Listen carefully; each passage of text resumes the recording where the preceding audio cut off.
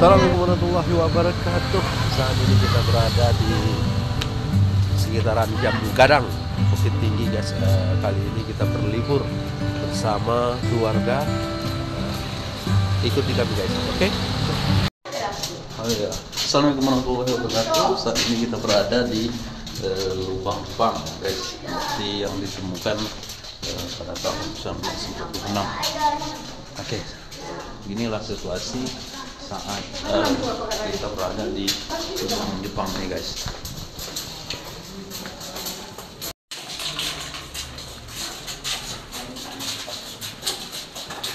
Jadi kalau dihitung dari luar sebenarnya di atas kita ini bukan lagi bagian dari taman panorama, kita berada di bawah jalan raya. Jadi bahkan dari 1,5 kilometer yang dijadikan objek wisata secara panjang, itu kalau diukur secara luas itu lebih dari 2,5 hektar luas lubang Jepang sendiri. Dari ujung sana sampai ujung yang terang kita lihat cahaya, kurang lebih ada 15 lorong lagi. Jadi dari total 21 lorong di dalam lubang Jepang, kalau kita lihat tadi itu 6 lorong hanya digunakan sebagai gudang senjata.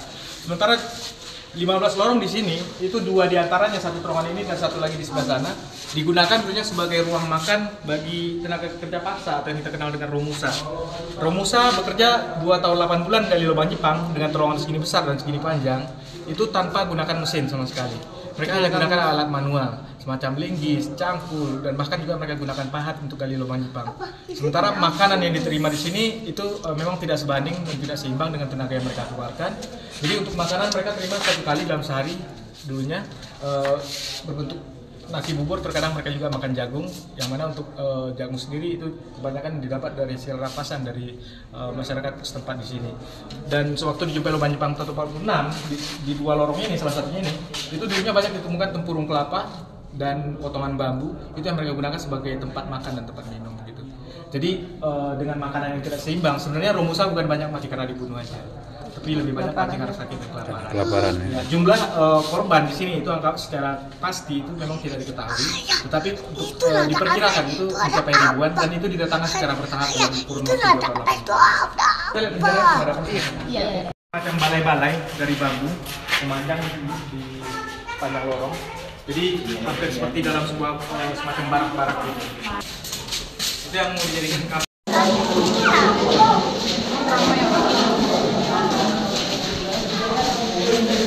Jadi guys, saat ini kita menuju ramai juga.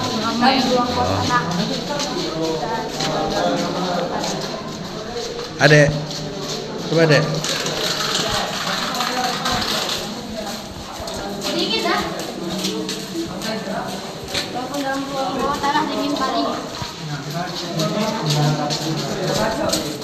Dari sini sampai penjara, ini kalau kita lihat dinding, ini tidak ada semen, ini tertutup dari dinding atau tanah di lubang Jepang.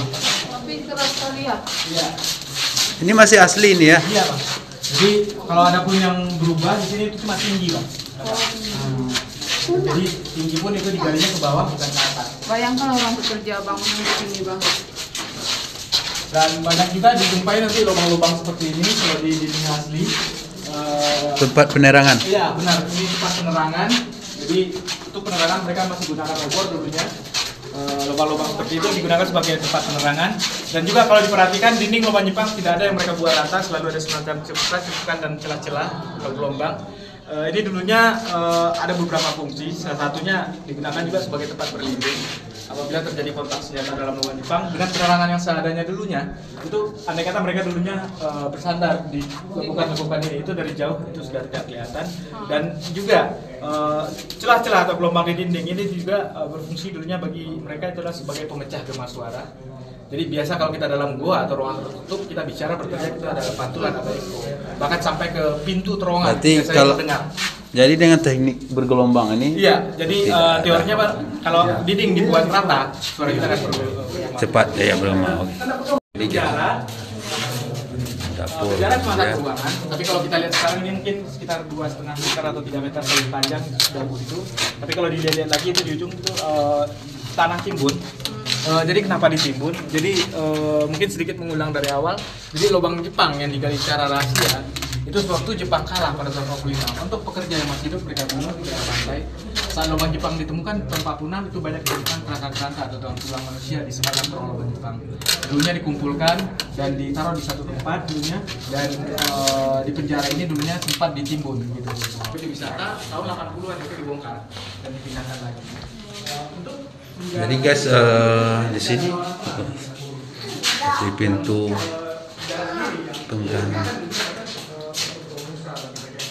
pengintaian. Oke guys, ini jadi semacam benteng ini dibuat oleh pada masa Belanda dan ditemukan pada tahun 1945 seperti yang dijelaskan pada. Jadi untuk dapur dalam rumah Jepang itu tidak digunakan 3 meter ke bawah. Di bawah sana itu ada jalan. Kalau sekarang sudah jadi jalan raya. Jalan tersebut digunakan sebagai akses utama dulunya bagi masyarakat untuk menuju ke kota Bukit Tinggi, yang mana penghasilan masyarakat pun yang kebanyakan dulunya dari pintu yang pertama, atau bisa dikatakan mereka mulai menggali itu mulai dari luar sana, baru menyebar masuk ke dalam. Bahkan tempat kita turun tadi itu bagian akhir yang mereka gali. Jadi untuk dulunya waktu dijumpai dari sini sampai ujung, dulunya masih ada rel di sini ya, soal kereta lori.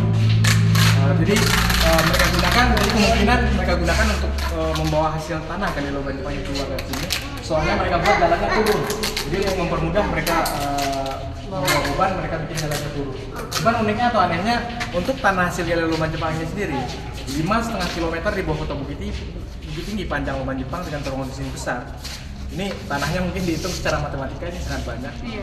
Jadi ini dibuang kemana? Untuk kemana? Dan atau digunakan untuk apa? Cengara itu nak. Itu sampai sekarang belum diketahui. Jadi gini Bang, lubang Jepang ini terhenti pengalian Agustus 45 dan ditemukan Desember 46. Hanya 1 tahun 4 bulan sudah tidak ada bekas Bang. Jadi logika kita aja Bang, kalau sekarang Bang ya, Ngaresiano Bang, gempa tahun 2007 Bang ya, itu banyak bagian yang longsor. Itu bahkan sampai 10 tahun kemudian tumpukan tanahnya kelihatan Bang. Kelihatan kan? Ini cuma 1 tahun 4 bulan sudah tidak tahu. Gimana, kemana ya misteri ini nggak belum terpecah. Oke guys, kita menuju keluar dari lubang Jepang. Mendaki ini lagi guys, sekitar 40 meter kedalaman. Wow. Capek Kak.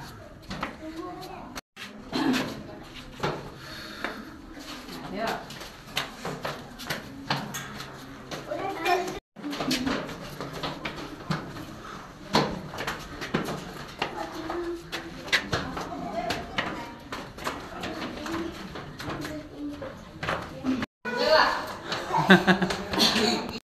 Oke, kita udah keluar guys.